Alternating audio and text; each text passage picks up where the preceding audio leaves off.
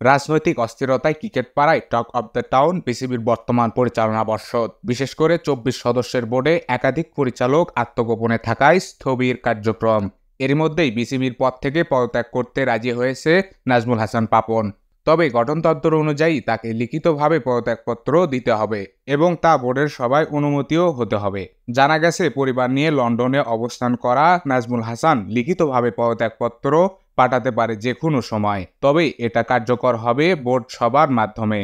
বিসিবির সভাপতি পদত্যাগপত্র পাঠালে এই সভা ডাকা হবে বলে জানা গেছে। পরিচালকদের মধ্য থেকে তখন যে কোনো একজনকে দায়িত্ব দেওয়া হতে পারে সভাপতির। এক পরিচালকের দাবি, সবার ফোরাম পূর্ণ হতে অন্তত ৯ জন পরিচালকের উপস্থিতি লাগবে, যেটা সম্ভব হবে বলেও নিশ্চিত করেছেন তিনি। আর বাকিদের মধ্যে যারা সশরীরে ৩ সভায় অনুপস্থিত থাকবে তাদের পরিচালক পদ বাতিল হবে। নাজমুল হাসান পদত্যাগ করলেও পুরো বোর্ড ভাঙছে না, এই পরিকল্পনা নিয়েই এগোচ্ছে দেশে থাকা পরিচালকরা।